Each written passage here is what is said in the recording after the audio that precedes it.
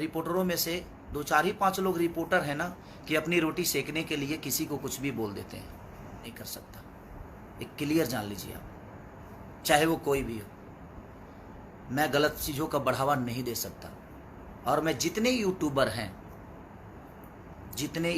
हैं जो न्यूज़ बनाकर अपनी रोजी रोटी चला रहे हैं, मैं उनसे क्लियर बोल रहा हूँ कि कोई भी चीज़ मेरे नाम से निगेटिव आपने अगर कोई पब्लिसिटी किया तो मैं किसी को नहीं छोड़ने वाला। ये क्या देखती है, ये जब न्यूज़ नहीं था तो क्या मेरा अस्तित्व नहीं था? मेरा जितने भी गाने पहले हिट हुए थे तो वो आपके न्यूज़ की बदौलत तो हुए नहीं भाई।